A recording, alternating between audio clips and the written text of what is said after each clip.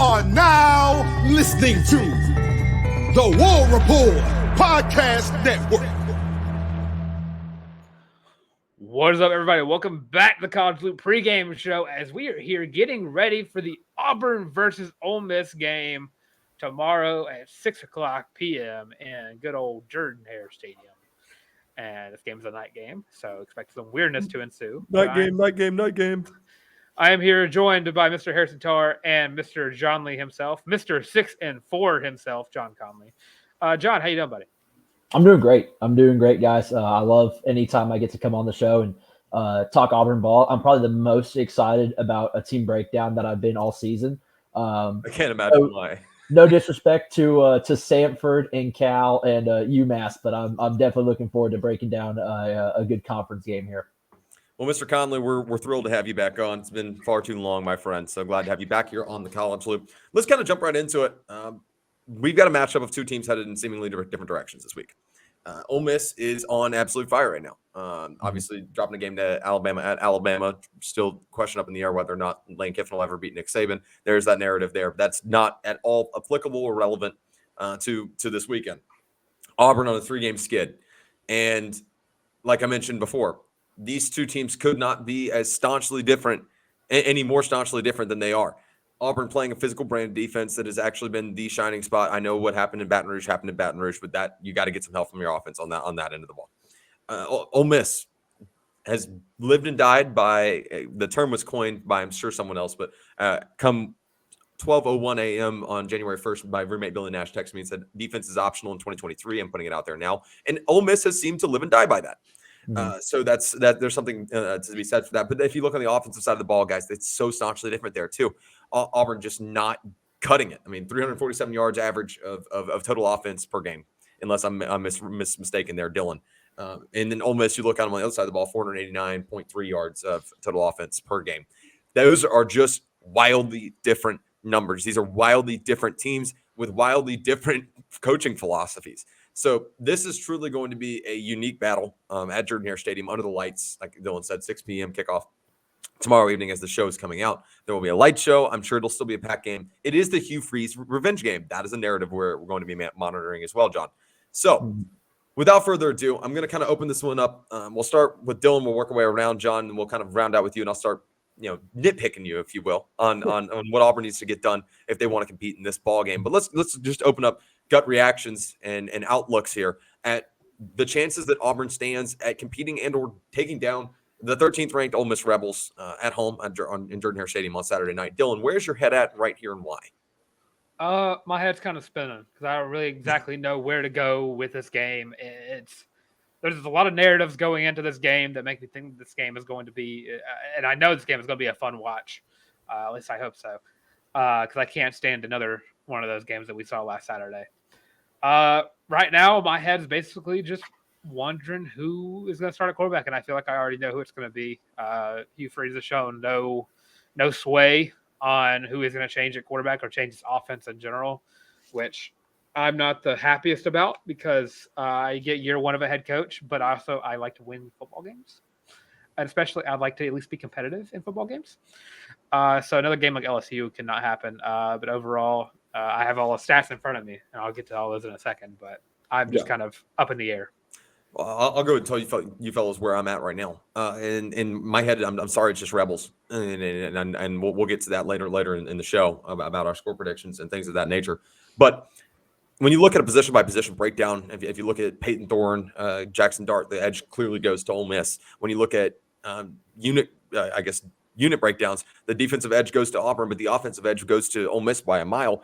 And Ole Miss's defense, I don't think is that much more piss poor than that of Ole Miss. Than that of LSU that we saw just a week ago, and we saw Auburn really not be able to get anything going on there. So I've got a lot of concerns. There is, however, the element of this is a ball game played at Jordan-Hare under the lights. Like Dylan said, this game's going to be weird. I do think it could be oddly close, and we'll talk about that later when we get to our score predictions. It is also the Hugh Freeze, if you want to call it revenge game. I think it's the revenge game. If there's a team on this schedule that Hugh Freeze does not want to lose to, it is the University of Mississippi. And there we could go into the many avenues as to why, but there's a pretty glaring answer: the fact that at one point they fired him as their head football coach. And there's lots of details there, lots of baggage there. But point blank, he was fired as their head football coach, and there is always going to leave a bad taste in their mouth.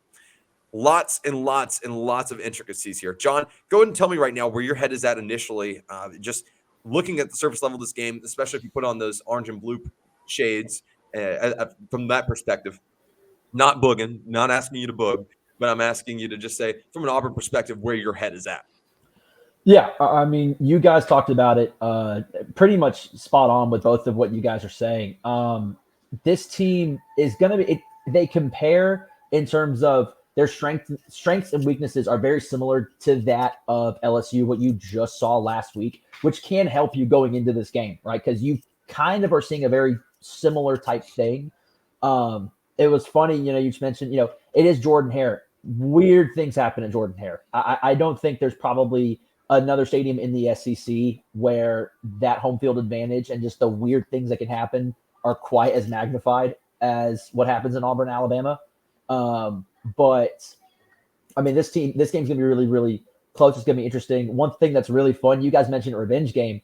It's also kind of a reputation game because the last time that Auburn lost to Ole Miss here at Jordan Hare, Hugh Freeze was the head coach of Ole Miss. Right. So the last time that happened, that's something that if you're Hugh Freeze, you definitely want to pat yourself on the back and be like, yeah, you still try to find a way to get past me because you can't.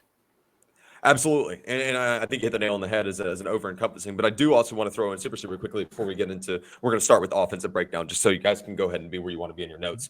But this would be – and I know this is going to hurt a lot of people's feelings for me saying this. And Dylan, you're not going to like me saying this at all because I know your stance on the University of Mississippi. This is a statement win if you can pull this one off. As things are right now, as I mentioned at the beginning of the show, and it's going to be a common theme as I talk about this throughout the rest of the day and the rest of this hour. These are two teams heading in seemingly different directions right now. If Auburn can flip the script and pick off number 13, Ole Miss, at the crib back at home, then you're in good shape and you're in good standing in terms of looking with the glass half full mentality coming down the stretch. And when we are to the point now, 6 regular season games left. This is the home stretch. You are down what we determined the stretch was at preseason. So very, very big deal. Let's start with that Ole Miss offense. And we're going to look at it from an Auburn perspective, things that they do well, and things that this Auburn defense can do to slow down this offense. I'll go ahead and open this up to you, John. We're just going to read off a couple numbers, and then it's yours. Jackson Dart, already over 1,600 yards on the season. And the dude does not turn the ball over. Only 2 interceptions to 12 touchdowns. Has only taken 12 sacks. I know that feels like a lot, but you got to remember this dude just is a playmaker, and sometimes you just got to go down. And let's not be naive and forget the fact that 1,600 yards through 6 games is going to exceed what we anticipate to be the year-long total for Payton Thorne. Very staunchly different. Then you look at the rushing game. I don't have to say anything other than Quinshon Judkins. Should have been an Auburn Tiger. That's an avenue we can talk about another time. Wanted to be an Auburn Tiger. Auburn fans, you can blame Brian Harsin for that one square on the nose. Let him get right out from right underneath you down the Pike Road. Receiving, Jordan Watkins getting the job done, 536 yards on the season. You've also got Dayton Wade and Trey Harris, both north of 360. There are weapons, John. What does Auburn have to do to slow down this prolific Ole Miss offense? So whenever I was looking at this breakdown, I watched a couple games, and I always just see from an outsider, if you're not watching Ole Miss football, but you hear Lane Kiffin, Jackson Dart, you think that's what the offense is. It's Lane Kiffin just putting the keys to Jackson Dart and letting him just do whatever it wants. But when you actually watch these games, Lane Kiffin is so set on making sure that we're running the football effectively first and then allowing Jackson Dart that opens up a passing game that you can do. I wanted to look at a stat here. Every game that Ole Miss has won, they've ran for over 150 yards, except for one. And there have only been 2 games total where they haven't run for over 100, let alone 150. And it was their win against Tulane, where they ran for 86 yards. And then was their loss to Alabama, where they ran for like 54, 56 yards. So what you have to do first and foremost is you have to stop that run game, which I will say as the season's progressed a little bit, Auburn's found a way to get more pressure. And that front 7 continuously has improved week by week. So the first thing you got to do is you've got to shut down not just Quinshon Judkins. You've got to shut down Ulysses Bennett. He's been on fire the past few weeks. He averaged, I think against Arkansas, I was looking at it, he averaged like 7.2 yards a run. he was just a home run hitter against Arkansas and against LSU too. So what you have to do is stop that run game. I think first and foremost, if you're Ole Miss or if you're Auburn, sorry, and let Jackson Dart beat you, which he has all the capabilities of doing. But when he doesn't have those running backs to fall back on, it adds a lot more pressure and it can cause big mistakes as the game progresses. So, and Dylan, I'm going to let you jump in here in a second. You mentioned that Ole Miss has been so intentional and establishing the run game. Hashtag establish it. We've heard that a time or two, or run the damn ball. I'm a big proponent of that one as well. But how does Auburn make sure that they force Ole Miss into being one-dimensional? And I know you mentioned that Ole Miss has won a ball game without rushing for, was 150? Is that the number you gave me? Yeah. Without rushing for 150, but they're 500 in games that they don't rush for 150 yards. Mm-hmm. How do you force Jackson Dart into being one-dimensional? And that does not mean that Jackson Dart still can't beat you over the top, but how does Auburn do that? You get Ole Miss into early passing down situations. Well, I mean that get him into a 2nd and 9, get him into a 3rd and 7, like get him into situations where he has to use everything in his power to get that first down. Because if you play up front and you play tight and you force him to have to make a play, then, if he makes a play, he makes a play. And there's not a whole lot you can do about it. But if you find ways to get them into, especially early on in the game, if you find them to get ways to where Jackson Dart has to throw it on a 3rd and 7 or a 2nd and 9 or something like that, just those examples, that's going to help you out because it's hard to do that. It's easy on 1st down to get a 4-yard pass, and then you can establish some other things on 2nd down and 3rd down. It's harder whenever it's 3rd and 7 and you have to get 7 yards or else you're punting or you're taking a field goal or you're missing out on points. Not necessarily with Ole Miss. Yeah. Big 4th down goers. Yeah. But that's kind of my keys to it is if you can get him early on into passing down situations where you don't want to be a passing down situation if you're Ole Miss, that can go a long way for Auburn, especially if it keeps that crowd and that defense and that momentum just flowing. Absolutely. Dylan, I'm going to let you open up your thoughts here about the chances that this Auburn defense stands at slowing down this Ole Miss offense. Yeah, you got to play complementary defense. You got to shut down the run. We talked about it yesterday, me and Daniel. And I brought up how this is going to be a big game for Larry Nixon III. It's a game where you're playing a team that's very run-oriented. Larry Nixon is the guy you brought in to stuff the run. It's something that the defense struggled a lot with last year. It's something this defense has found some times where they just weren't able to do this year. And if Larry Nixon can't stuff the run like he's supposed to, it's gonna be tough because this defensive line has struggled to stop the run at times and plugging holes and everything. But if you can stuff the run, Jackson Dart has played well enough this year to where he's dodged some critiques. But I've never been high on Jackson Dart.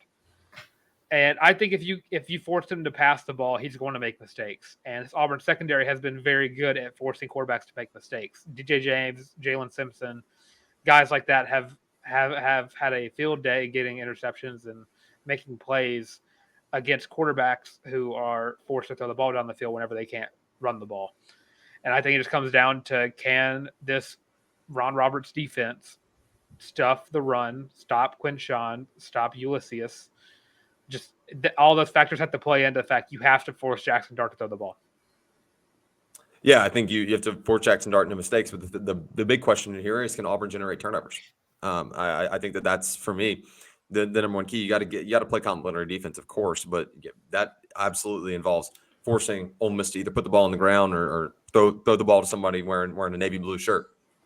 And I think you need 2 turnovers to stay in this ball game. I really do, and I'm going to tell you why.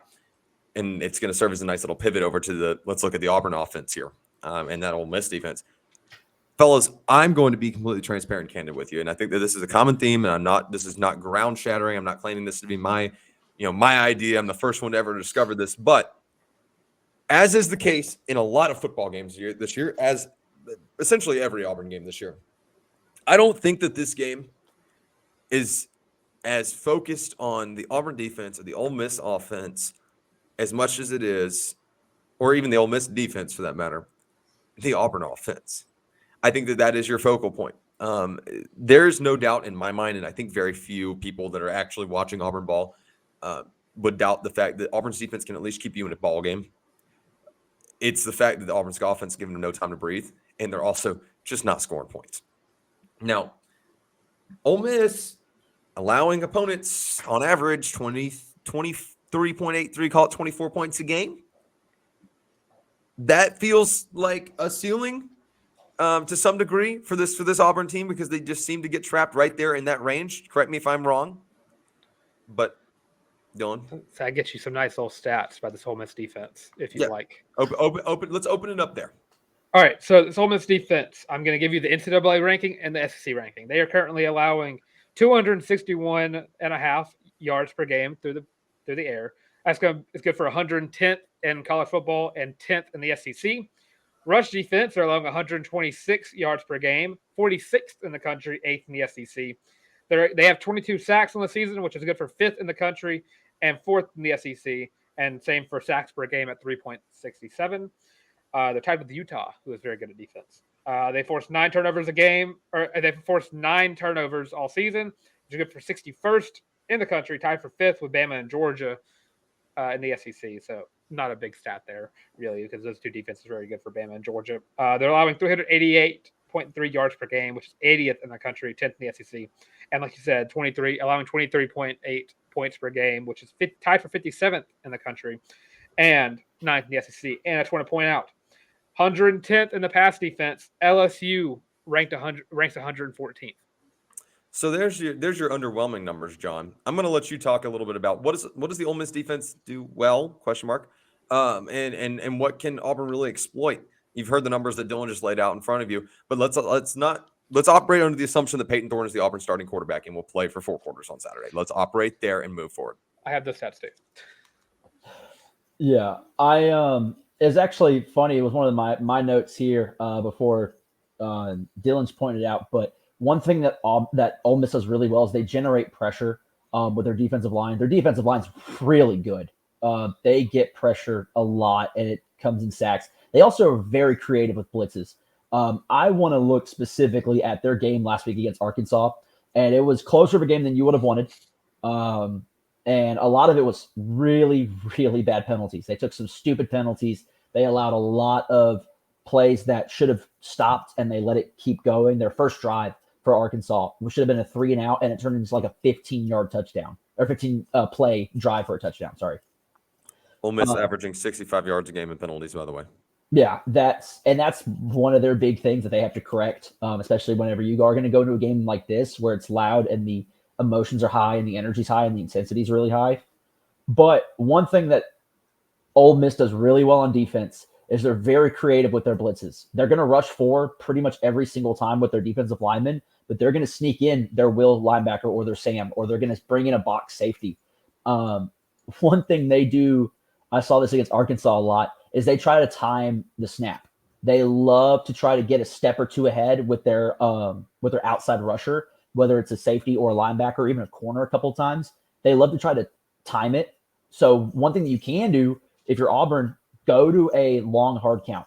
Get a snap on 2 or on 3 and try to get them not to necessarily jump. If you get them to jump off sides, awesome.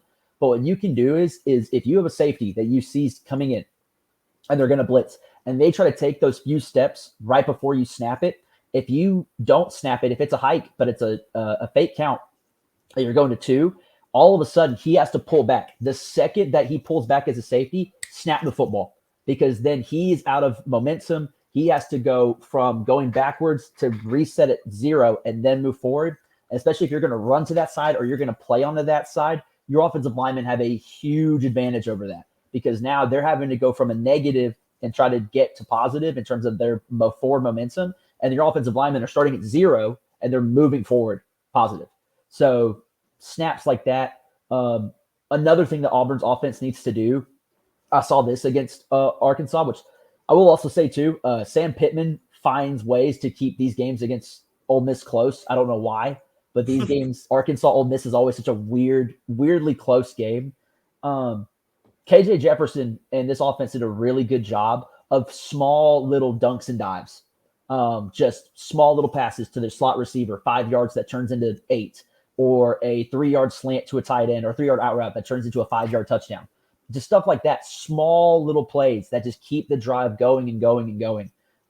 So if you're Auburn, regardless of who your quarterback is, utilize guys like Rivaldo Fairweather, utilize guys like Jay Fair, and get them in just small passing situations, but where it's just a constant rhythm of 4 yards here, 6 yards here, 5 yards here, and just keep driving. You don't have to get 80 yards all at once. If you get 80 yards in 8 plays, that's better than nothing.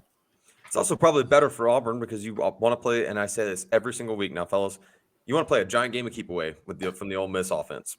And it's just like when you were playing backyard football and you remember playing keep away to see how long you could stall the other team from getting the ball from you. There's another name for that, but I won't say it on the podcast. But Dylan's cracking up. Yeah, it's kind of not dissimilar at all. The clock is Auburn's second biggest enemy, in my opinion. I think there's a clear number one enemy, but and that's the inconsistency at the quarterback and offensive unit. But the second biggest enemy of Auburn is probably the clock right now, just in terms of just not having bodies. So I like what you said there, John. Take it 80 yards in 8 minutes.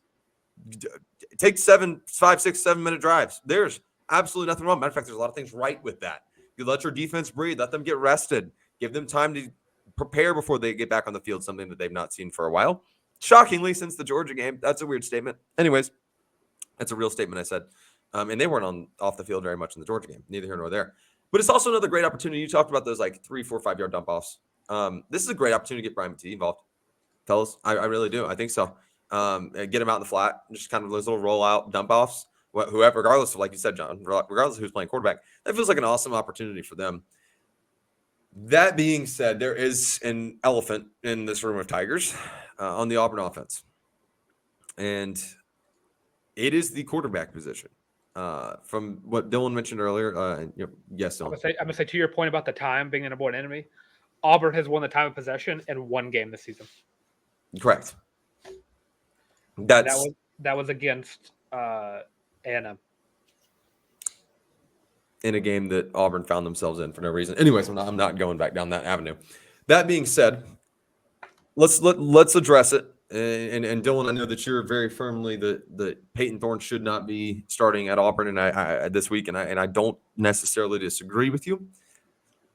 That being said, if he is the guy that is going to play for 60 minutes on Saturday, 60 minutes plus, who knows? It's Ole Miss and it's a night game, and things get weird. All right. There has got to be some kind of continuity and also at the same time diversity in play calling. There has got to be something that resembles an offensive identity and does not just feel like, for lack of a better term, folks, you're just trying shit. It's not like, ask Madden. That's not an option in this. It's real life football. We're not playing Madden. You don't have Coach Adamas. Yep, that's right. And I'm going to start with John, and I'm going to work back to you, Dylan. If Auburn is going to rock with Payton Thorne all game, who has not been great at escaping sacks, and Ole Miss, as you mentioned before, pretty good at putting the quarterback on the ground and good at mixing up their blitzes. Or being a quarterback in general. How can he, I guess, try to win back over the Auburn fan base for one, but more importantly, continue to move the ball down the field? For him, it's some of it is on. I actually have kind of two things about this. One, for Payton Thorne, don't turn the ball over. Don't make stupid throws, right? If you have an open check down, throw it to the open check down. Don't look for the 20-yard bomb that you can't make. To start with that, my big issue, and I haven't really mentioned this on the show, and I don't know that I've really talked about it before, but it's something I've noticed over the past couple weeks. As much as Payton Thorne, yes, does struggle, there's no rhythm when this offense drives. Correct. And that's not Payton Thorne's fault entirely. It's not Robbie Ashford's fault. It's not anyone's other's fault other than the guy who's calling the plays. And I see multiple drives where you are running the ball effectively or you're passing the ball effectively, and then you decide to make a complete 180 change. So if you're Auburn this week, yes, you want Payton Thorne to play well. You want Robbie Ashford to play well. Whoever quarterback is at this point, I don't really care. I do want whoever gives you the best chance to win. I do think it probably is Robbie Ashford at this point.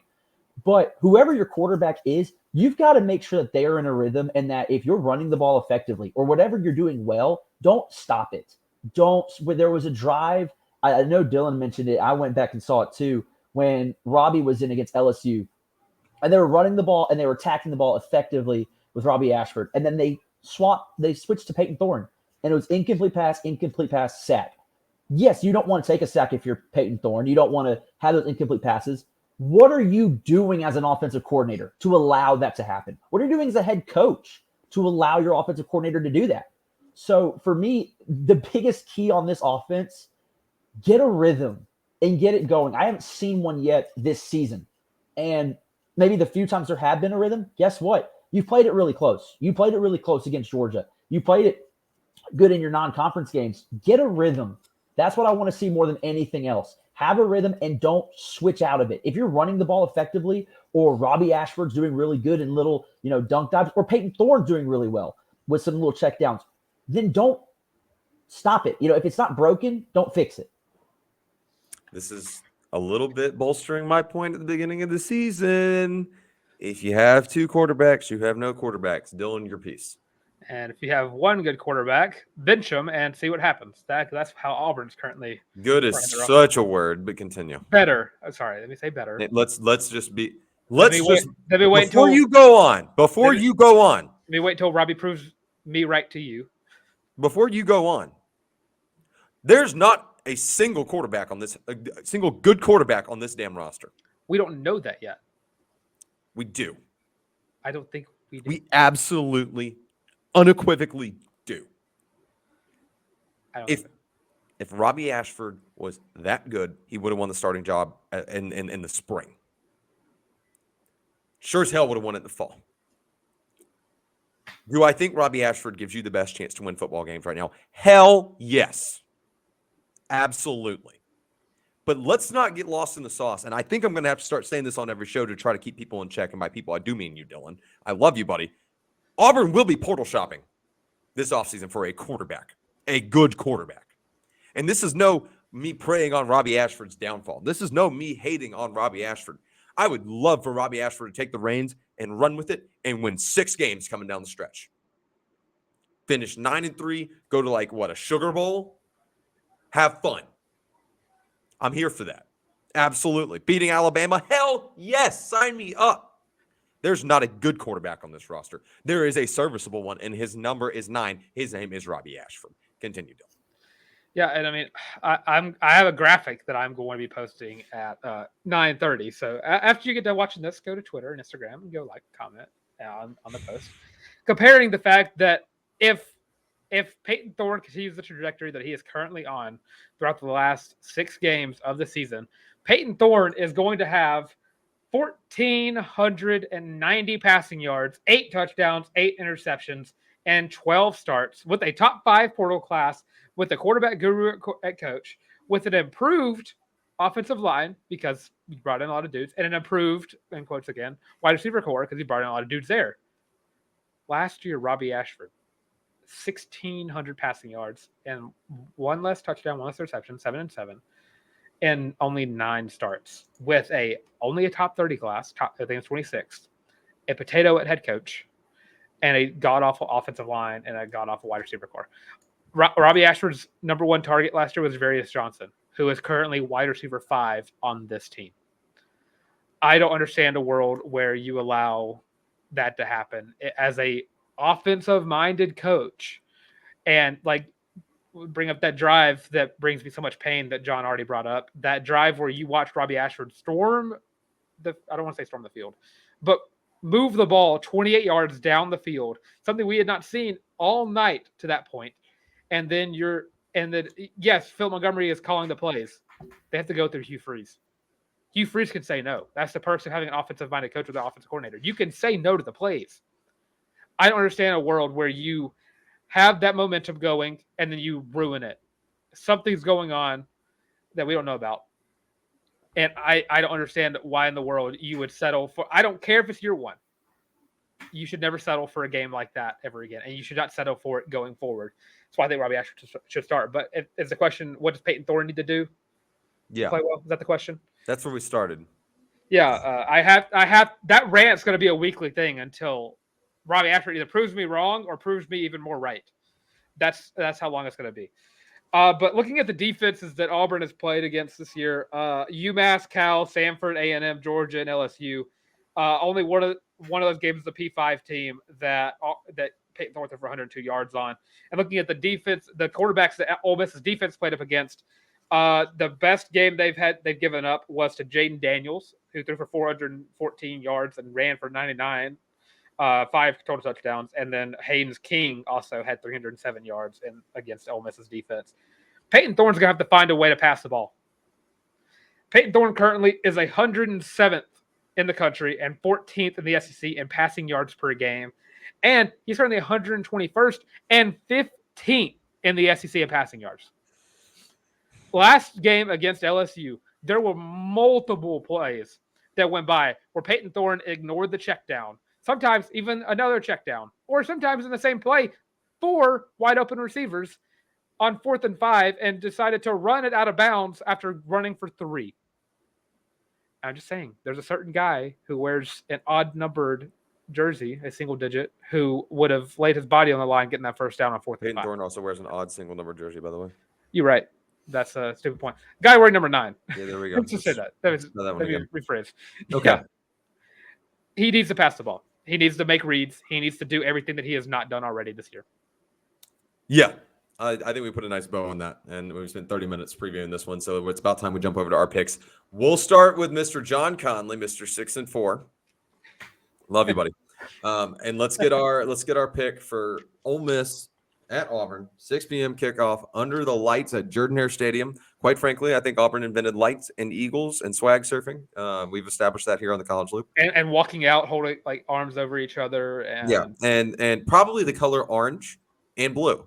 And actually grass fields, goal lines, field goals. Yeah. Yeah, Auburn invented all these things. We know this. So your prediction for Ole Miss, Rebel, Black Bears, Generals, whatever, at the Auburn War Eagle Tigers, University of Auburn War Eagles. Yeah. So first off, you guys call me Mr. 6-4. I call me Mr. Bowling. So just saying, you take however you want to take it. I'm going bowling, regardless. That's right. You're going bowling. Absolutely, can't deny that. With that being said, for Auburn, I mean, you have to have a really good offensive game that I don't think we haven't seen yet this year. Just to be quite frank, you need a really good offensive game. You need to slow down this rushing attack. I really don't think you're going to hit on either of those. You might hit on one of them, and I'd pick the latter. With that being said, though, I do have Ole Miss winning this. It's my first time I've picked Auburn to not win the game. And I think it's going to look very similar to the LSU game. I have 42-20 Ole Miss. Yeah, that's perks of you picking Auburn games for UMass, Samford, and Cal. Cal may just sweat it out, though. Cal may just sweat it out. True. I'm going to go Ole Miss 44-26. There's a world Auburn keeps this one close. Hell, there's always a world the underdog wins the ball game. Auburn needs to, number one, focus on beating Ole Miss. Don't focus on beating Auburn. They do that a lot. And you can aim somewhere besides your own foot. What'd you say? Said you could aim somewhere else besides your own foot. Exactly. Quit shooting yourself in the foot. Don't get behind. For the love of God, don't get behind the damn sticks. Don't do it. I will pull my hair out, and I've been working on these locks for a long time. And don't make mental mistakes. I'm not going to murder someone over a turnover as long as you're not making a mental mistake. And if I can look and say someone's trying to make a play, I can live with that. Don't beat Auburn. Beat Ole Miss. Dylan. Yeah, this game has been wilding around in my head for months now, at least 2 weeks at the bare minimum. And you have no idea how badly I want to throw these bad boys on and convince myself that the Auburn Tigers. Just skip this part. The Auburn Tigers are going to go out there and beat Ole Miss, a team that Auburn doesn't lose to in my lifetime, or just anyone's lifetime. 35-11 all time, by the way, in case you were not aware. I have two different paths that this game could go into. And all comes down to Hugh Freeze's hubris. If Payton Thorne starts this entire game and we see what we've been seeing all year long, I have Ole Miss winning 35-17. And I think that game could get even uglier. But if you put Ashford in the majority of the time and you slow the game down for Ole Miss, I think Auburn still loses, but I think it's a heck of a lot closer. If Ashford plays, I think Auburn loses 27-24. I don't hate that. I don't hate the prediction. I think the moral of the story is Ole Miss is probably coming into Jordan-Hare Stadium and taking down Auburn this week. So Auburn fans, go ahead and brace for that if you've not already come to terms with that. There's your prediction for the first time in like 4 weeks where I was not bugging a little bit. Yeah. Well, it's hard to book in times like these. Yeah. So who needs an enemy? That being said, Mr. Conley, it's been a delight so far having you. We're going to get you on the back half of the show real quick. But before we do so, I'm going to tell everybody about the most amazing T-shirt on planet Earth. Dylan, if you'll throw it up on the screen for me real quick. If you're watching the YouTube stream, it's right there. The Feel and Loopy T-shirts. They're $25 on thewarreport.com, www.thewarreport.com. The College Loop War Report Podcast Network co-branded Feel and Loopy T-shirt comes in 5 colorways. Most comfortable shirt you'll ever own. Does not shrink in the wash. Does not fade in the wash. Does not come off. Cannot recommend it enough. My favorite shirt in my closet. Dylan's favorite shirt in his closet. Everyone that owns one says it's their favorite shirt in the closet. If you purchase the T-shirt, make sure you put it on yourself, your dog. I don't know, the skeleton you have for Halloween decorations in your front yard. Use hashtag Feeling Loopy. Throw it up on Twitter. We'll make sure we throw it up on the next stream. That'd be a great meme contest thing. That'd be awesome. Dylan after watching another Robbie Ashfordless drive, and it's just a skeleton wearing the Feeling Loopy shirt just sitting in front of the TV. I will say I got a little bonus check from work today, so there might be a $25 purchase happening. That's what we love to hear. Or hear me out. You go ahead and drop the $125 and get all 5 colorways. Merry Christmas. So while you guys are while we're stepping away from talking our picks really quickly, we're going to get right back into our picks. I promise I'm not going to bug y'all very, very much longer. But if you're watching on the YouTube stream and you're checking out the Feel and Loopy shirt, or you say, I don't really have the $25 right now, it's not in the cards, totally get it. Absolutely understand. The number one way you guys can support us is absolutely free. Just make sure you hit subscribe on the YouTube channel. If you're listening on any other platform, make sure to give us a thumbs up, 5-star rating, whatever, smiley face, whatever platform you're working on. If you're watching on the YouTube stream, also drop your comments. Give us your score predictions for Auburn versus Ole Miss. Give us your takes on the quarterback situation, what Auburn can do to win this game, what Ole Miss can do to lose this game, and how I don't know how was your week? I don't know. Throw that in the group chat in the comments as well. And don't forget to mention, if you get the closest prediction, you get your name thrown up on the screen for the next episode. Shout out Bubba Watkins for being the first winner of that. That's right. The fact that it was just a loss. The College Loop version of the closest to the pin contest. So yes, very, very, very much appreciate you guys. Thank you guys for your ongoing support. Make sure, like I said, like, subscribe, ring the bell. The reason we tell you to ring the bell so you can stay up to date with all the latest content. We're putting out content. And we're going to continue putting out this content right here, right now, because it's time to go. We usually are inside the loop, but sometimes we just have to step outside the loop.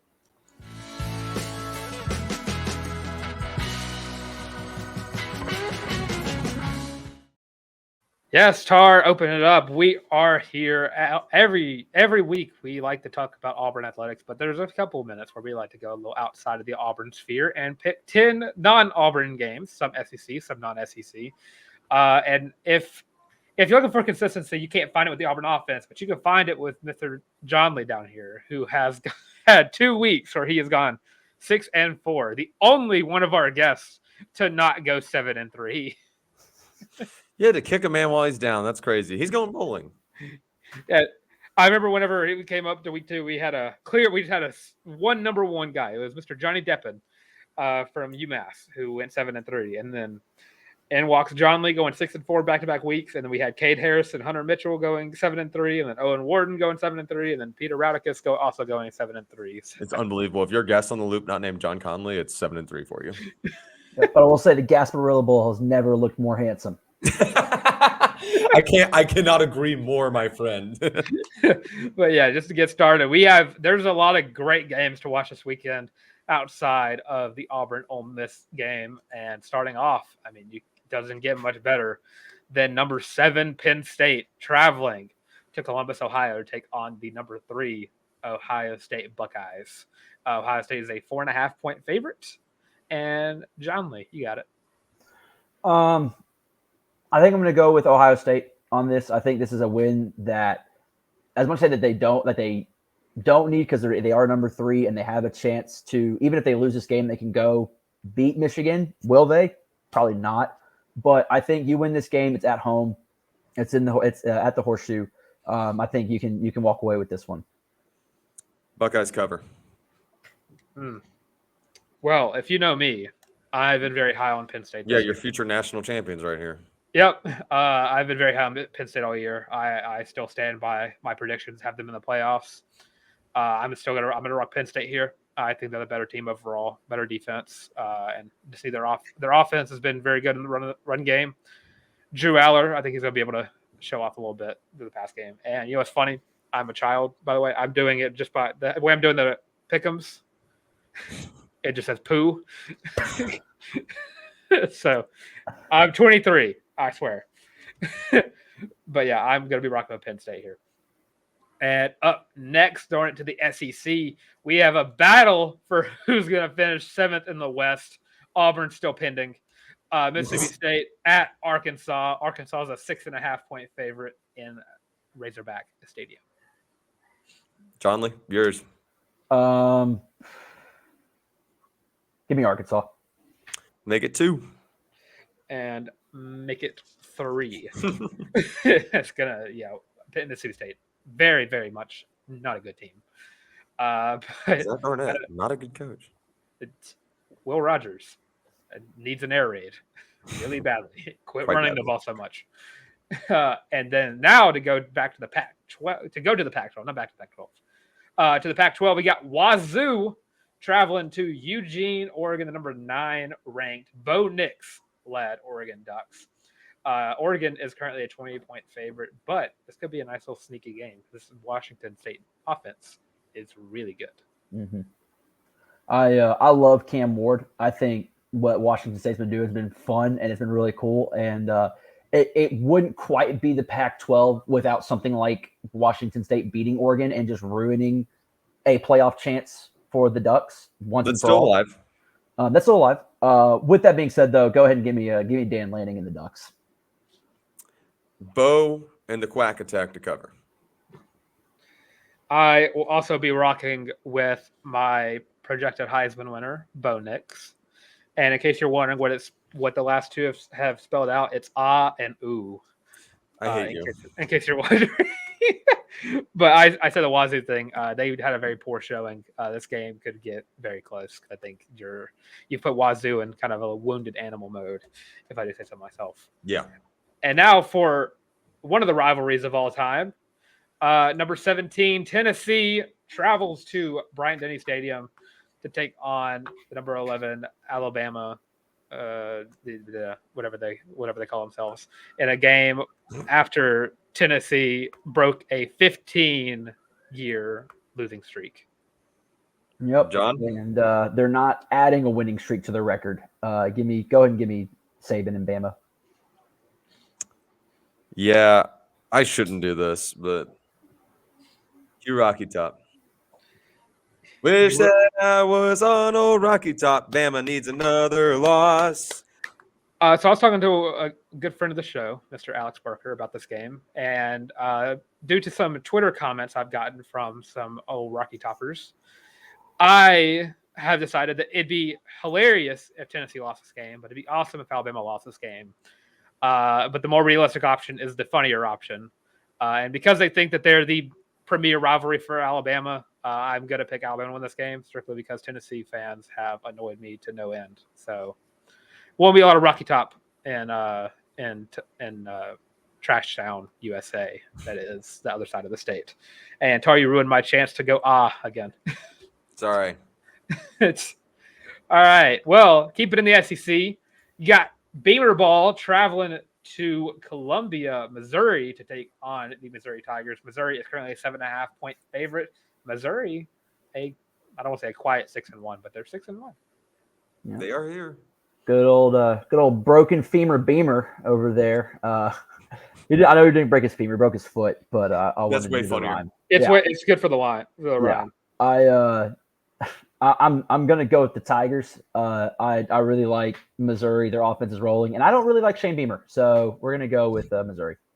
Shane Beamer's going to need him an ice cold Eli Drinkowich after this game because the Tigers are going to cover. Do you like that, John? I like that. Yeah, I'm also going to go Mizzou here. I mean, if they could, I don't think they have the talent for it. I don't want to talk about it yet. Nope. Okay. Nope. We're not. Not yet. Give me another week. All right. I understand. I'm not mentally capable of having that discussion yet because I'm almost banking on it now. Well, due to some unforeseen oh my Lord, words. All right. Unforeseen circumstances. Unforeseen circumstances. There we go. Cut that the flubbing out. Mizzou could find themselves in a particular situation that no one expected them to be in. Not saying anything yet, but I'll be rocking with the Mizzou Tigers here in this game. I don't think Spencer Rattler's all that great of a quarterback, and I think that's going to be very fortuitous in this game. Now, to celebrate one of our longtime listeners of the show, Teresa, we're going to predict the UTSA Roadrunners, Meep, who are a 2.5-point favorite against the formerly led by Lane Kiffin, Florida Atlantic Owls, one of the, I believe, 3 teams in the FBS who are sweet jerseys, really sweet Miami jerseys. They look good last week. Anyways, that's my whole take. Yeah. I'm gonna go. This is a hometown pick for me with FAU. Chad Lunsford, their special teams coordinator, was the head football coach at Georgia Southern when I was there as a freshman. So I'm gonna go with the boys that are gonna be winning in paradise, as the hashtag goes for FAU. So give me the Owls. Did FAU lost last week, right? Yeah, no, they beat USF. Yeah. Wait, I thought who was playing FIU? Sam Houston. Well, they played them like on Tuesday. Yeah, and Sam Houston having a very rough start to their FBS. Yeah, start. They're 0-7, 0-4. They're not having a good time now. No. Unlike James Madison. That's right. James Madison's having a blast in year 2. I think FIU beat UTEP. UTEP, that's right. Yeah, that game was the horrendous jerseys that UTEP wore, right? The camo ones. Those were bad. UTSA this game. That's just, yeah. We were just talking about random teams in Texas and also Florida. But yeah, I'm taking UTSA just for the sake of we love loopers. Meep. I don't care who they're playing.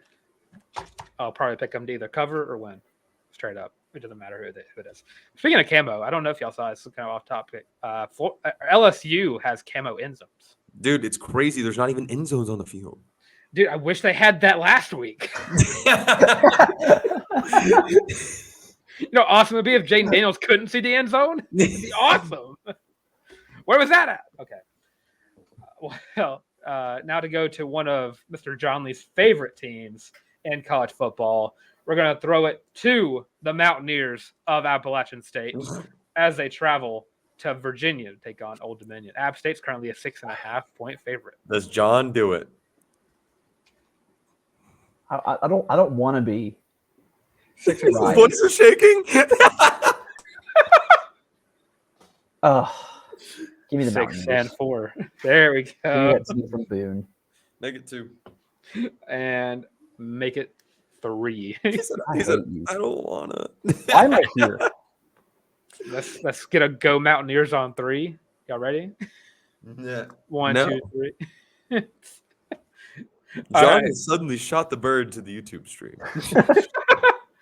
All right, now to go back to a ranked matchup, we got the number 16 Duke Blue Devils as a Riley Leonard-less Duke Blue Devils as they travel to Tallahassee, Florida to take on the number 4 Florida State Seminoles. Even with Riley Leonard, I was going to pick Florida State, but it would have been a closer game, I think. But give me the Noles. Florida State looks so beatable, but it's not going to be Duke. Mm-hmm. They look so freaking beatable. I don't know if y'all caught any of the VT game 2 weeks ago, but I was like, what are you doing, Florida State? They just let them back in, 3 unanswered scores, and then I was kind of praying on their downfall. I was extremely praying on their downfall, and then they still won. They are the luckiest SOBs in college football this year, which is eerily similar to them in 2014. But they're going to win this game. They're going to cover, and I don't know who's going to stop them, but someone has to. I'm also going to be rocking with Florida State team. I'm also very high on this year that Tar can't stand that I've been right about them. You just are riding with the most unlikable teams in college football. It's unbelievable. What are you talking about? Name 4. Huh? You ride with Clemson, USC. Let me think. Michigan. No, I don't ride with Michigan. What are you talking about? You've been very pro Michigan. Michigan's good. You've been very pro Michigan. Michigan has we're not going there. But And Texas. I hate Texas. Did What you are pick you them to the talking about? playoffs? I'm trying to remember what team you picked to go playoffs. No, absolutely not. I did not. No, pick Texas no, you to picked go. them to win the. You picked them to win the Big 12. Yes, I don't sniff glue. Usually. All right. Well, now to go to one of the unlikable teams that Tarr has supported over this season. The number 14 Utah Utes traveled to SoCal to take on the 18th ranked defenseless USC Trojans. I'll start here, John. Back-to-back losses for USC. I'm thinking I'm going to go the same way. Give me the Utes. I'm just going to spell out Ute across the board because they're all U's. So Is Cam Rising back? I don't think it matters. I don't think it matters either. A decent defense just shuts down USC, and USC doesn't have the defense to shut down a high school team. USC's only lagging behind because Caleb Williams doesn't want to be a Chicago Bear. And I don't blame him. I honestly think if they did a scrimmage game versus Modern Day would probably score some points against this USC defense. It's that bad. I don't know about Modern Day, but IMG for sure. Oh, yeah. Either, really. St. John Bosco. IMG clears all of them, but yes, continue. Oh, yeah. Well, isn't Modern Day like the highest ranked high school? That's only because IMG is only allowed to play 10 schools in the world because of how they operate. Fair point. Which is fair. I mean, I too would do that. They're banned from 14 states, including 14? Florida. Which 14? I don't know. I got Georgia and Alabama are 2 of them. Really? They played against Auburn last year. As soon as the Auburn game happened, the state of Alabama was like, no more. I swear to God. Brother. Auburn's not even the best high school in the state. Let them play like Thompson. Yeah, I know. Continue. That's crazy. Well, Tarr, the last game on the docket is a hilarious game for me and you because it's 2 teams that me and you were very openly high on to start off this year, and now both of them are 4-2 and unranked. As the Clemson Tigers, who are a 3-point favorite, travel to an empty Miami Stadium to take on the Miami Hurricanes. Hard Rock, baby. This is a 7:00 kick. And John Lee, your pick. I'd rather make the pick for the Miami of Ohio game than this game here. Golly. Miami? Maybe? Yeah. It can't happen every time I pick them. It just Yes. it can't. I gotta start putting Clemson on all of these pick'ems. They can go 4-8. They can go 4-8. They can't lose every time I take them, right? Yeah, Clemson. And with that pick, I have solidified that I'll be taking the Miami Hurricanes in this game. Strictly because of Mr. Harrison Tarr's. Just so you and I can both go 8-2. And I'll be buying my tickets for Boca Raton. You're kidding yourself, John. You get the Birmingham Bowl. Hell yeah, brother. I got a place you can stay. I have a place you can go in the morning before the game. This is the 3rd time in the last 10 shows that Dylan and I have referenced the Innisfree Pub's bottomless mimosas, but here we are. Hey, if we mention them enough, they'll hook us up and sponsor the show. Dude, if Auburn gets the Birmingham Bowl, you think they'd let us do a pregame show? Oh, they would have to. Live? If Auburn goes to the Birmingham Bowl, we will live stream from Innisfree Pub while drinking mimosas. So as the show goes on, ask better questions. You'll get better answers. You will. I can make no promises to that. But I guarantee you, someone's gonna be Clemson's gonna be playing in let's go with the Citrus Bowl. You're kidding yourself because they're on the Pick'ems list for the entire season. No, I know. Clemson's gonna be playing in the Citrus Bowl, and I'm gonna be half a mimosa tower deep, and someone's gonna be like, Tar, I know you're taking Clemson again, and then I'm going to start crying in the middle of this pub. All right, what you're forgetting is they're on the pick'ems for the rest of the year. That means they're not going bowling. They're going 4-8. I just need you to pick them versus Notre Dame and North Carolina. I'm not taking them against Notre Dame. I cannot promise about North Carolina. Drake May got the goods, though. Before we get out of here, and before we send off our good friend John Conley, and once again, thank you for joining us again, buddy. Always. Do you like the call to the bullpen photo I sent you? Mm-hmm. Oh yeah, absolutely. Yeah. He's the most he's a true Renaissance man when it comes to ball, and we truly appreciate that.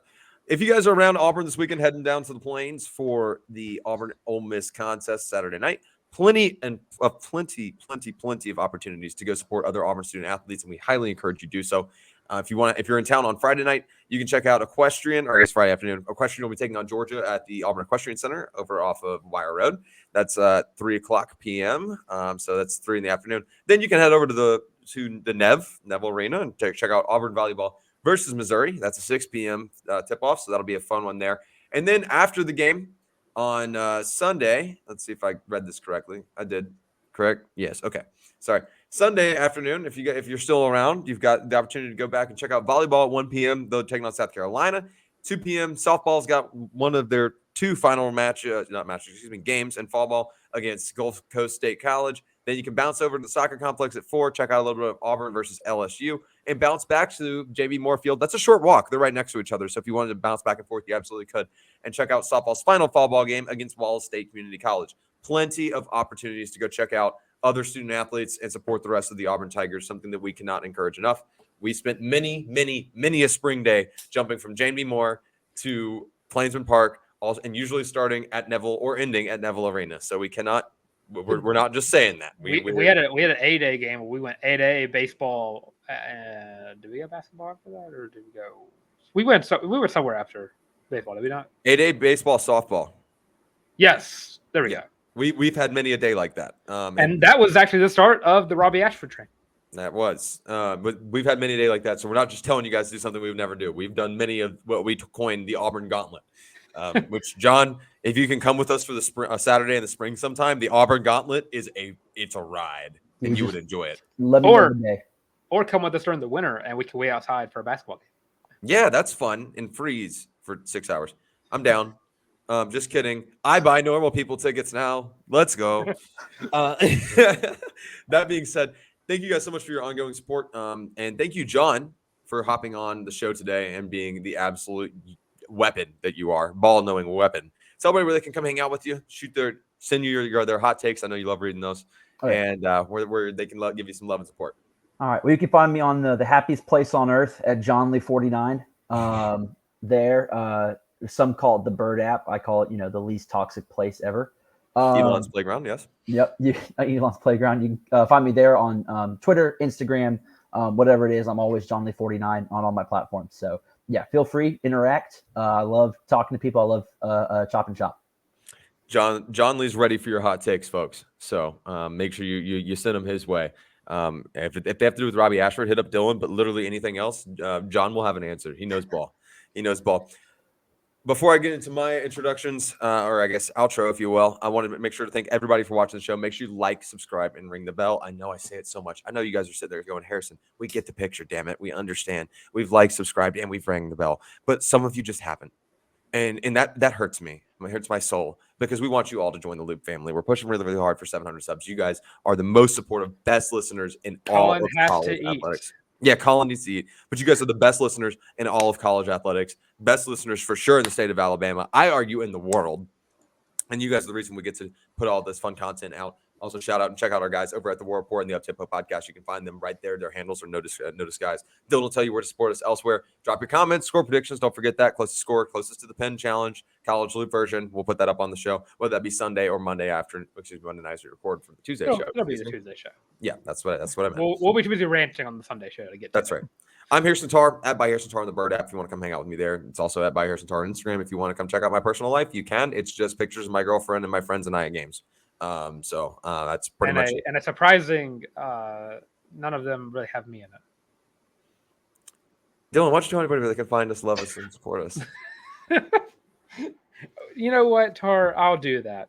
if you want to see pictures of me and Tar, and whenever we're around each other, you can go to my Instagram at Dylan Larck at DYLARCK.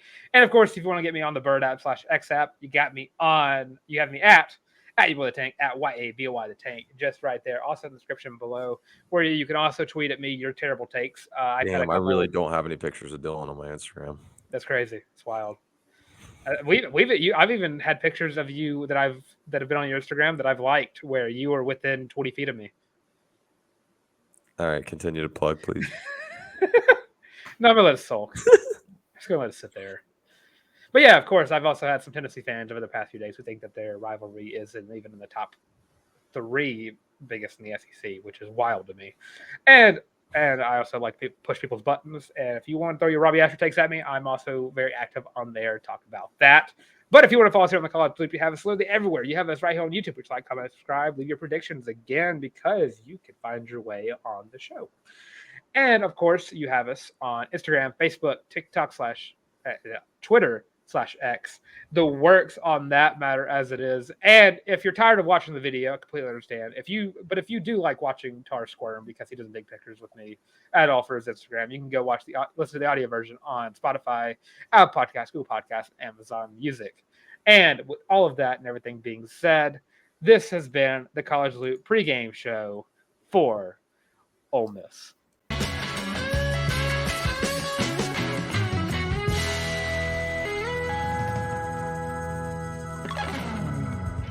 Well, that was fun.